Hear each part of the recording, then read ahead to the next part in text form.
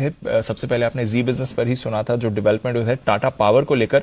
अब थोड़ी और डिटेल्स आ गई हैं। 130 पेज का जो सीईआरसी का ऑर्डर था वहां से थोड़ी और समझ लेकर वरुण हमारे साथ तैयार हैं बताने के लिए कि एग्जैक्टली हुआ क्या है, क्या ये ऑर्डर आया है और इस ऑर्डर के बाद टाटा पावर के लिए किस तरह से इंपैक्ट को समझना है। वरुण बताइए। डेफिनेटली दीप, तो सबसे पहले तो मैं ये बता दूं कि इसका इंपैक्ट सिर्फ और सिर्फ टाटा पावर पे होगा और किसी कंपनी पे नहीं होगा।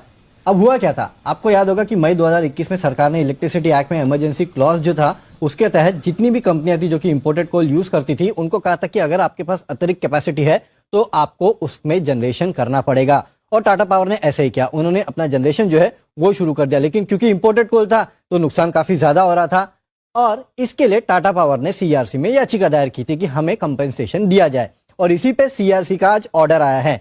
सीईआरसी के ऑर्डर में यह लिखा है कि जो लॉसेस आपको हुए थे जब आपने इस पावर को जनरेट किया था उस लॉसेस की भरपाई होगी और जो इंपोर्टेड कोयला है उसका पास थ्रू जो है वो आपको मिलेगा। साथ ही साथ जो प्रॉफिट मार्जिन है उसके साथ आपको जो पास थ्रू है वो मिलेगा। और अगर आप देखेंगे तो पिछले साल FY22 में मुंद्रा पावर प्लांट जो है उसके लॉसेस करीब 16 से 2000 करोड़ के आसपास के थे, तो उसकी भरपाई जो है अब टाटा पावर को पूरी तरह से मिलेगी। सीईआरसी का ये ऑर्डर है।